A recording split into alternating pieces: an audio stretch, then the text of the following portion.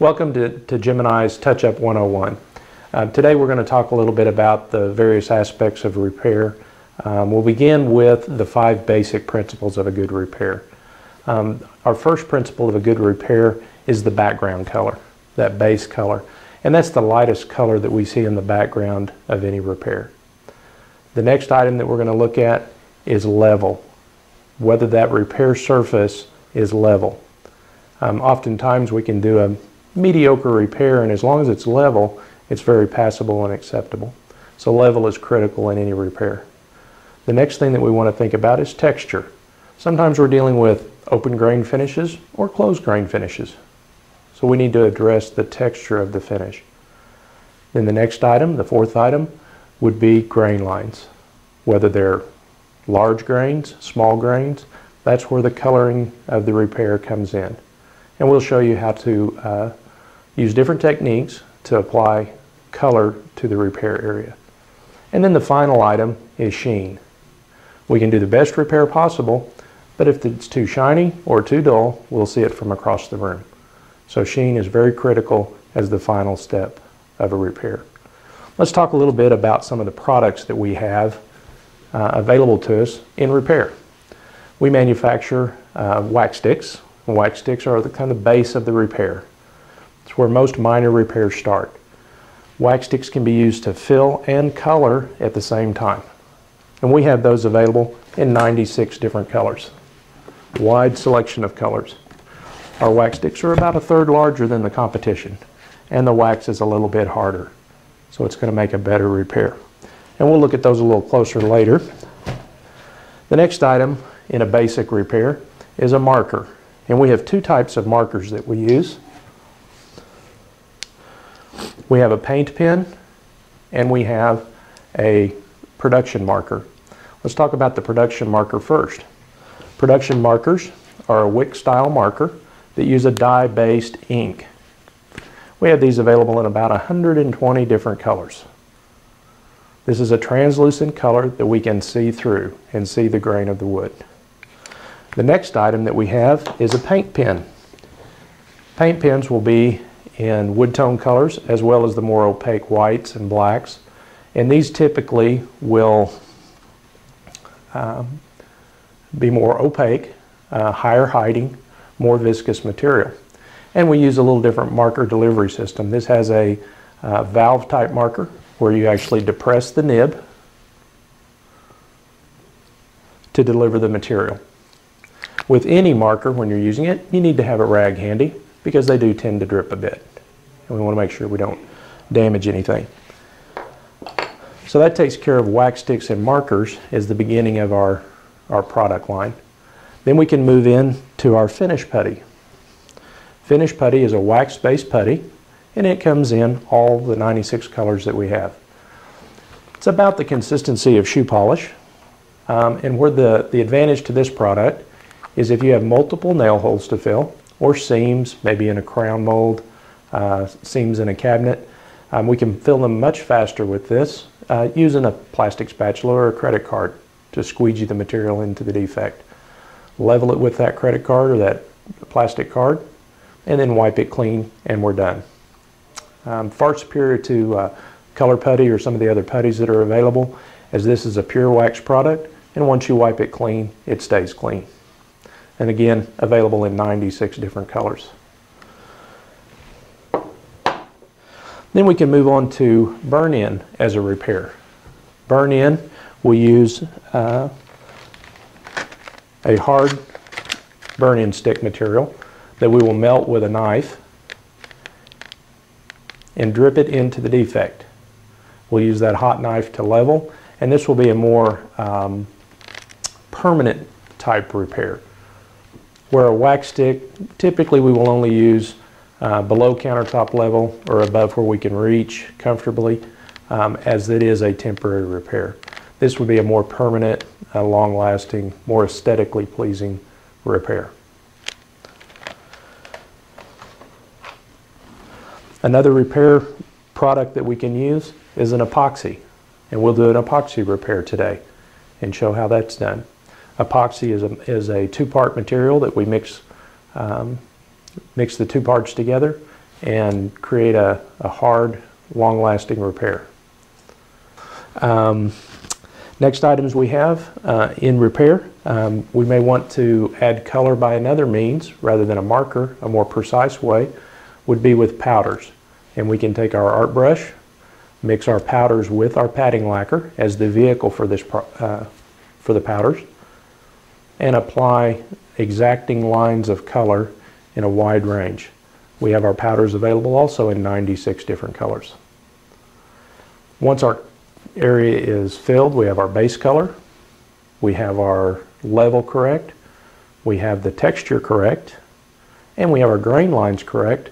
Then the next step is going to be preserving that repair, protecting that repair with a clear coat. And with that, we would use one of our aerosol lacquer products to build up that film finish over the repair to protect it. Once that has been protected with one of our high solids aerosols, then we can come in with our touch-up aerosol, which is a low solids material, to adjust the sheen and get the sheen exact. Our touch-up lacquers are available in 6 different sheens. That way we can dial in and get the exact sheen that we need. We're going to work on a wax stick repair at this point. Wax sticks are available in 96 different colors. We have a wide range of color to choose from. Wax stick repairs typically are used for minor repairs, small nicks, small scratches, maybe a nail hole or a small imperfection. Typically we'll use these below countertop level or above where we can comfortably reach. We need to remember that a wax stick repair is always a temporary repair. It may last 5 seconds, it may last 25 years. It will never be any harder than it is right now. So this is not something that will harden over time and get better over time. It just is it is what it is on the hardness. What we want to do first is we'll look at our sample panel here, and we're going to want to pick a color that would be as close to that background color as we can find. Now typically with a wax stick, I will try to pick a color that maybe appears just a touch darker than that background color, and that's a pretty good color there. So we're going to make a small defect here, small chip in the surface.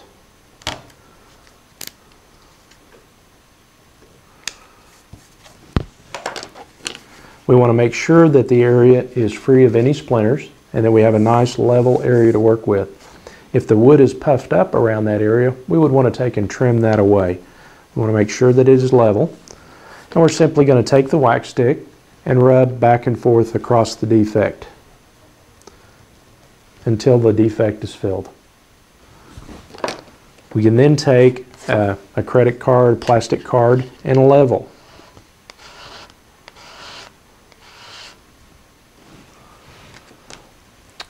I'll take a clean towel and clean around the surrounding area, being careful not to hollow out the repair with my fingertip. We have a nice level repair, and the background color should be very close to what we need. Wax stick repairs are very simple.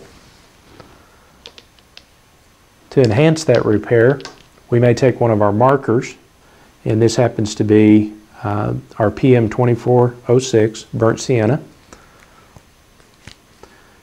I'm going to lightly touch that surface with the pen, transferring some color, and then blending it with my finger.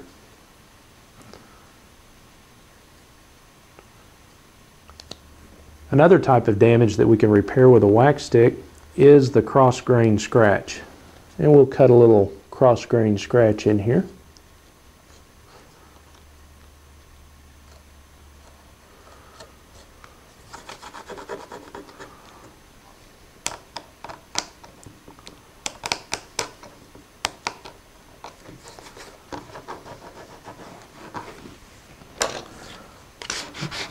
Make sure that that's nice and level. One of the first things that we're tempted to do when we see a scratch and a defect like this is to grab our marker and color it in with a marker. But what happens with that is those fibers are torn where the scratched area is. So what we really need to do is close up the pores of the wood prior to adding our marker color. And we'll do that with our wax stick. Again, we pick a color that's close to that background color, rub it back and forth across the defect until it's completely filled. Take that plastic card and level again.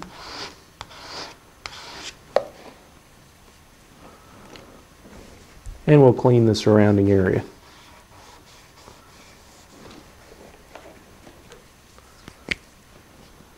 Using again just the tip of the marker, we will add some color to the surface and blend that in.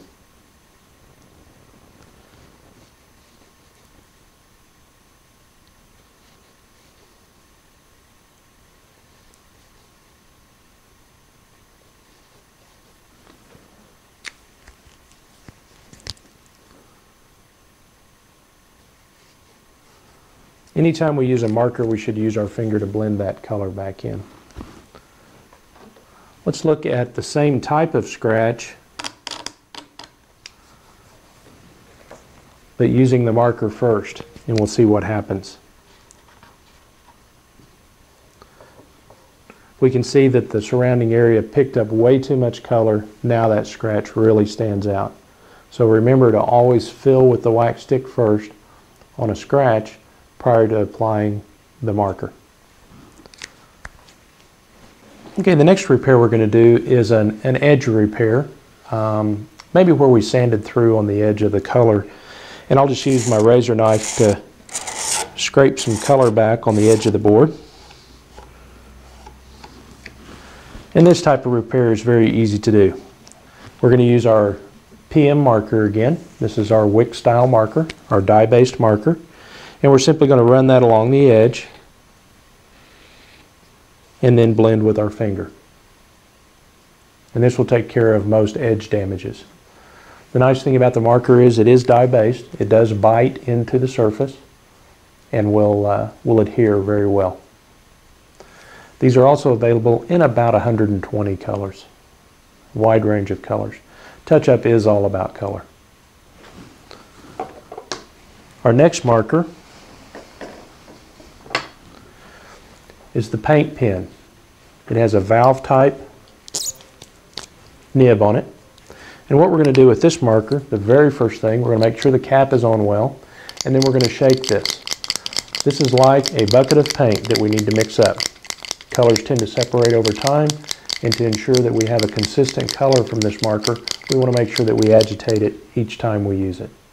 Now this is a new marker, so it hasn't been activated yet. And what I'm going to do here is, I always have a rag handy anytime I use this style of marker. And just on the surface here, I'm going to pump this tip. We'll pump the tip a few times, and we'll see that the material is starting to flow. The reason that we use this style of marker and this style of delivery system is this is a highly pigmented material. And the material is actually flowing around the outside of the nib. If we use the other marker, it would actually strain out some of the pigments and remove some of the pigment in the color that we have. So again, let's look at an edge repair. We're going to take and just scrape back some color. We apply it in the same way as our other marker, just along the edge.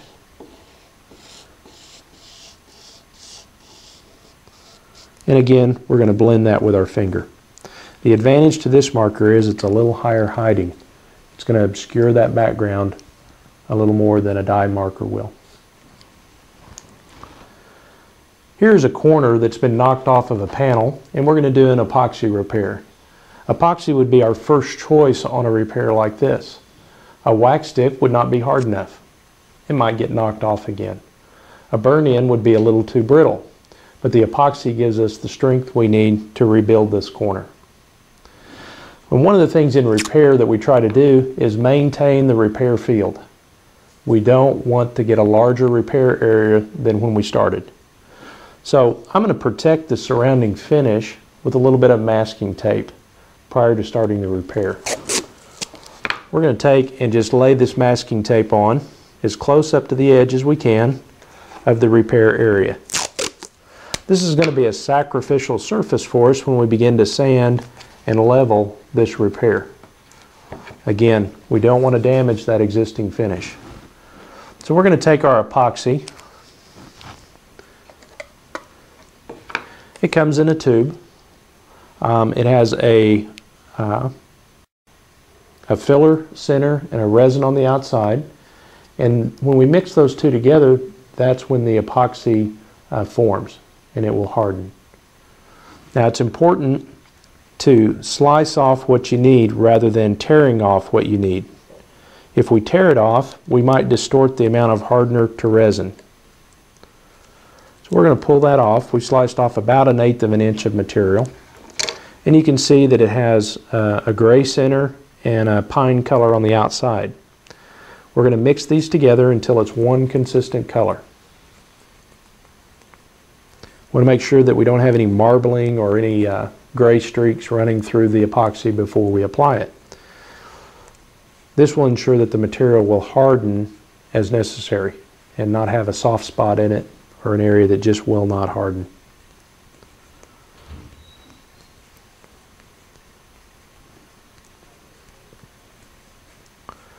Okay, we've mixed it and it's one consistent color. We're going to take off a small piece and press it into the corner, into the fibers of that panel, fibers of the wood. We always work back against the corner so that we don't break that bond. Pinch off just a little more.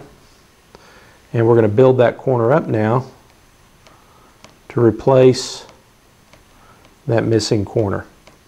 We want to leave it a little bit proud of the area. We don't want to have to come back and refill, so we want to make sure that we get plenty of material on there to fill that corner in. Once we get the corner shaped, we're going to leave it alone.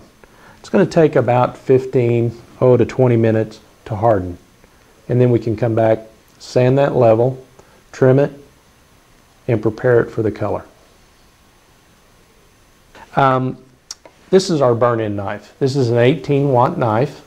We sell several different burn-in knives. The 18-watt is the coolest, if you will, of the burn-in knives. 18-watt gets plenty hot enough to do the work that we need to do. But we do need to prepare these knives every time we get ready to use it, whether the knife is brand new and out of the box or one that we've used multiple times. We always prepare the knife prior to use. And the way we do that is we can take some 400 or 600 grit sandpaper, lay it on a nice smooth flat surface, and then we want to lay the knife down on that surface flat. We don't want to have it tilted up, we want to have it nice and flat. And then we're going to clean that surface. We look to make sure that we're getting a nice even cleaning. If we see it getting shiny just on one edge, then we know we're not flat enough. We need to be perfectly flat. So we're going to clean both sides of the knife.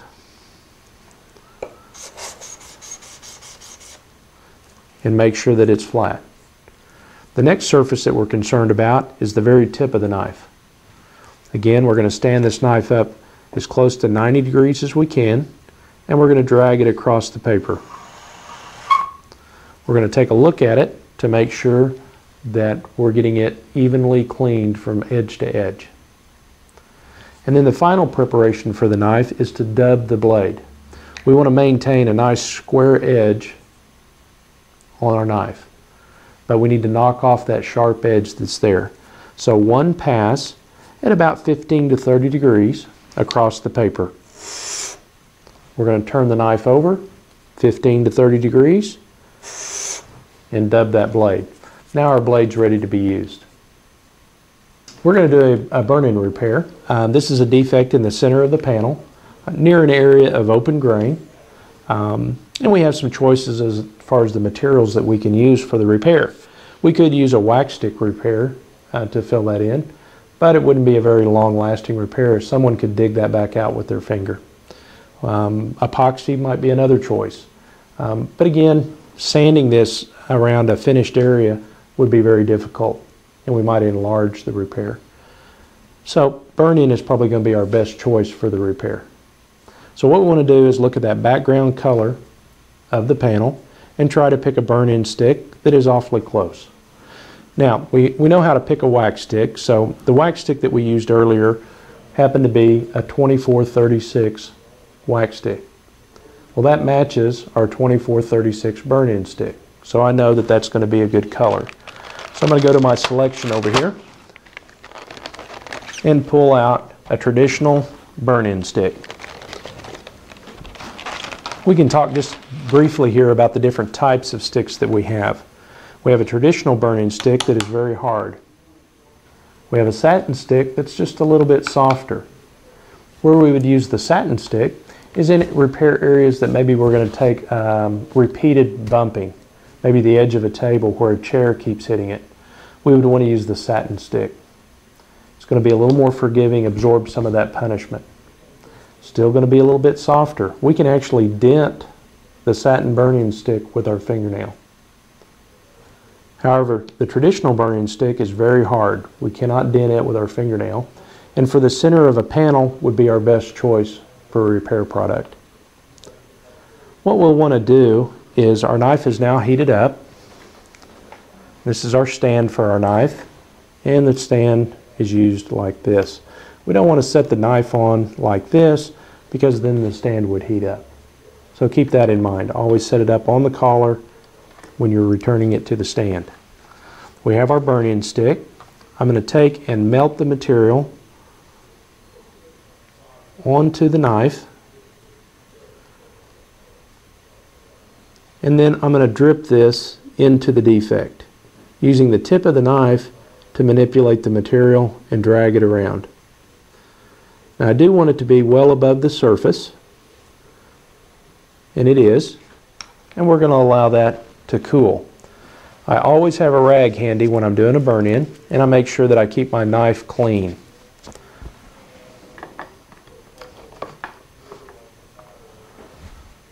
This material will cool and harden rapidly. This material has already started to cool and now is nice and hard. Now, prior to filling, I needed to make sure that I didn't have any splinters sticking up and that the area was free of any defect, splinters, loose material that might be sticking up. So once I've determined that everything's clean and ready, then we'll drip the burn-in material in. The next step is going to be taking some Magic Balm, and this is a lubricant that will keep the burn-in material from sticking where we don't want it to, like down in the pores of the wood or the surrounding surface. And we'll use a liberal amount of it. Again, we have a rag nice and handy. And I'm going to use a stroke like an airplane coming in for a touch and go landing, and just touch the surface of that material and to begin to heat it. In each subsequent stroke, I will clean my knife and apply slightly more pressure, and this will allow us to level this area completely. So we're going to start by just coming in and touching the top surface, and you'll see we immediately start picking up material. And again, a nice slow pace, a little bit of light pressure, and the fewest number of strokes across the surface to get it level. We'll now check for level, and that's pretty level.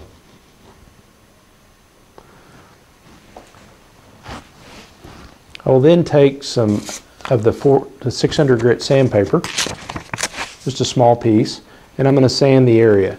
And just one or two passes are all we need. We're going to wipe off our Magic Balm and check for level. And a good little trick is to run your finger across it while looking away and see if you can locate the repair. Again, level is critical. So let's review just a minute. We have our background color through our burn-in stick, and we have our level. The next point of a good repair is the texture. And in the area of this repair where we see this dark grain, these are open grain lines that we need to replace, but they only go part way into the field of repair. I can use just the edge of the burning knife and come in and very carefully touch the surface and apply some grain lines to the surface. Again, that's going to push some of that material out. So I can come back and lightly sand it to level that area. Now we have our texture, we have our background color. The next step, we need to add grain lines and finish the coloring of the repair. We've allowed our epoxy to dry. Now we're going to come back with a block and some 150 sandpaper and sand this level. Keeping in mind that we've put the masking tape on here as a sacrificial surface to protect our finish. If we happen to sand through the masking tape, we're going to stop, reapply the masking tape to protect that surface. We'll sand this level.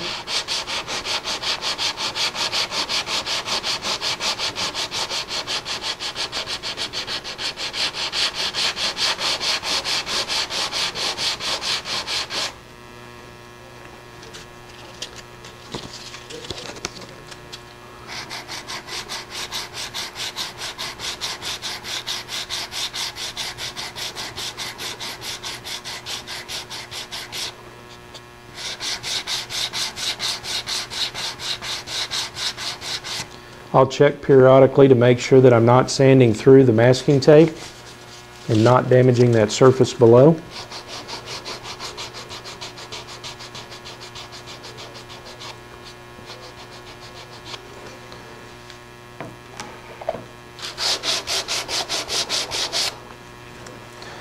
Now we have this sanded down pretty close. We're going to remove the masking tape.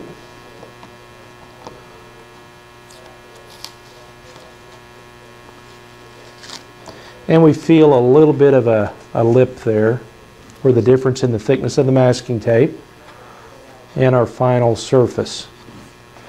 I'm going to extend the blade on my knife, lock it in, and come in and just very carefully trim away that excess material, level with the surrounding surface.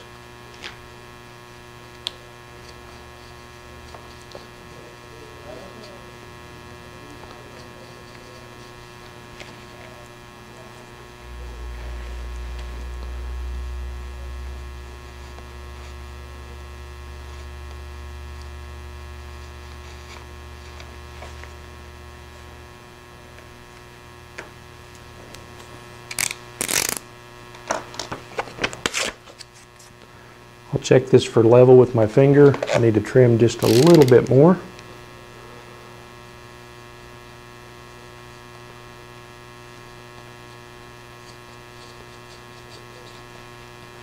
And now we have a nice level surface. I'll take a little bit of the 600 sandpaper just to finish off any little bit of difference there might be there. I can take the tip of my knife, and in this area where I have more open grain running through the field of repair, I can take the edge of my knife and scratch in a few of those texture lines for the repair. Now at this point my repair is ready to have color added to it. And we'll come back in a few minutes and add with an art brush individual grain lines to replicate the surrounding grain area. Okay, the next portion of our repair is going to be putting in the grain lines and the color on the repair area. And again, we have lots of choices on applying color. We've used a touch-up marker to apply color, and we could do that here, but it wouldn't be very exacting. We have a pretty wide tip here, and it's very difficult to put in fine grain lines. And one thing that we can do is use an art brush in conjunction with a marker. I can simply lay the brush on the side of the marker and pick up some color from the marker and apply it with the brush.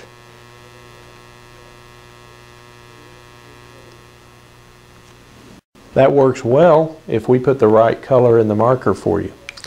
But let's say that we need a very precise color. A way for us to deal with that and to make a precise color is to use a powder, one of our touch-up powders. What we'll do is put out a few different colors. We're going to start here with a perfect brown, and we'll take a little bit of material, about 1/8 of a teaspoon or so, and put in the dish. We're going to put just a little bit of dark mahogany out. We're going to arrange this like an artist's palette with several little piles of powder. And we're going to use again that 2436 color, which is an exact match for that wax stick that we used and the burn-in stick. We'll put those items in one dish, and in another dish we're going to place some padding lacquer. This is the vehicle for the powder. It allows us to mix the powders and blend them together in a material that has a little bit of binder to it, so that when we've completed the repair, the binder will hold the powder in place. I like to tilt my dish up at an angle. I'm going to wet my brush, clean it out here just a little bit. We have our powders arranged in a dish. We have perfect brown, we have a little dark mahogany, and we have some of the cherry powder, the 2436, and we're going to mix those in a dish. I just want to wet my brush, and I'll pick up a little of that color and mix with the padding lacquer. Padding lacquer is our binder for the powder and allows us to apply color, grain lines, and have them stay where we put them. The important thing about touch-up is less is more. The fewest number of brush strokes, the fewest number of grain lines to pull off the effect that we want. We're getting very close. I'm going to add just a little bit of the perfect brown to this, which is going to darken it just slightly. And we'll put in a couple of lines in next to the lines that we had placed.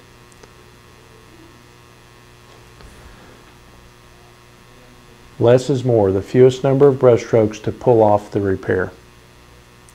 We're going to maintain this material and keep it out. I'm going to set this panel aside, and it'll be a little easier to see on this epoxy repair corner. If you remember, we've applied the material, we've sanded it, we've leveled it, and now we have a nice level surface, and the corner has been restored to the panel.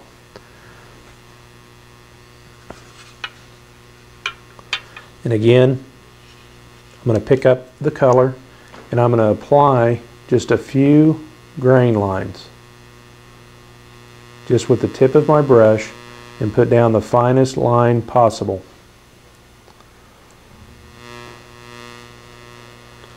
I don't try to paint the entire area with brush strokes. The key to a good repair is individual lines of alternating color. This is not the side of the barn, and we don't want to just paint the material on and have it puddle up. What happens if you do put on too much material, the material tends to bleed into the surrounding areas, picking up the colors, and it becomes muddy looking rather than distinct lines of color. I'm going to add one other color to our dish. We'll add a little bit of Van Dyke brown to give us a little darker range of color. But we can intermix the powders to come up with any color that we need. That's the versatility of using powders in touch-up. When you use just one of the graining pins that we have or one of the markers, you're really limited to which color we put in that tool.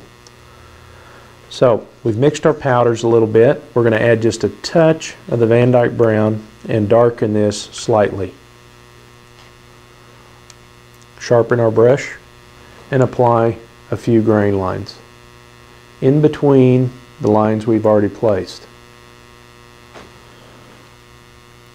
I also recommend don't trying to eat the elephant all in one bite. Let's sneak up on this repair. We're going to cover up part of it and just work on a very small area. Once we get that correct, then we can move across the panel.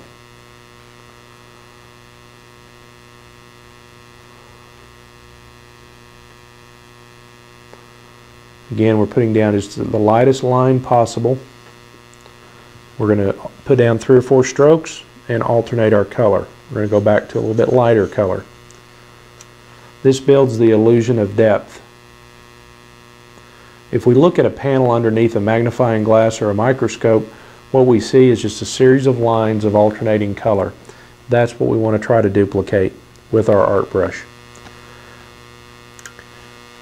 I think the best art brush to use is the smallest one we can get. If the brush is not quite small enough, I'll take a razor knife and trim the hairs to create the brush that I need. And again, the fewest number of brush strokes to pull off the repair.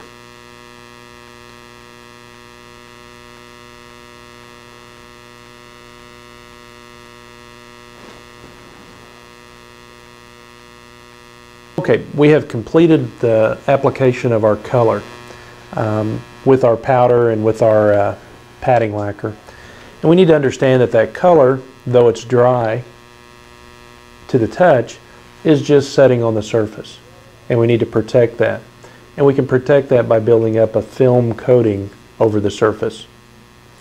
One of the products that I would suggest is a high solids material, either a pre-cat aerosol or one of our high solids lacquers. This will build a film finish up over the repair to protect it. Now I want to caution you about wetting the repair out, whether it's over a burn-in or over the epoxy. We don't want to apply too much material at a time that could cause those color particles to float and drift together and become muddy. So we want to maintain that crisp, clear lines of color that we've put down. And we'll do that by applying light misting coats of the material.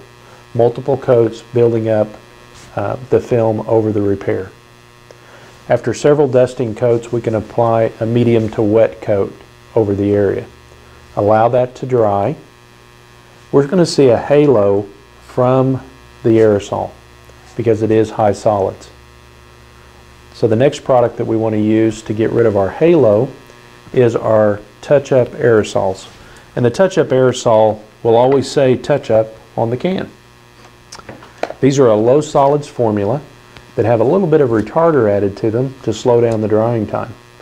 And this allows us to spray just the spot or the corner of a board or the center of a panel and not leave a telltale halo in the surface. Aerosol toners is another tool that we can use in touch-up. They can be a big part of touch-up. If we need to change the color tone of an area on a panel or a piece of furniture, it can be done very easily with aerosol toners.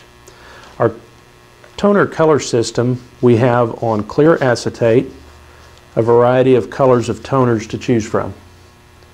With it being on clear acetate, we can actually take and lay this over the wood and get an idea of what that aerosol toner will do for us in adjusting the color. I'm going to take one of our panels here, cover up a portion of it, and apply a little bit of aerosol toner. Just a couple of light passes, and we should be able to see the difference that the toner can do for us. In this case, I used the Cordovan mahogany, which added a little bit of a red tint to the surface. And this allows us to adjust color. Say we have a 5-piece door on a kitchen cabinet, and that center panel appears to be a little too red.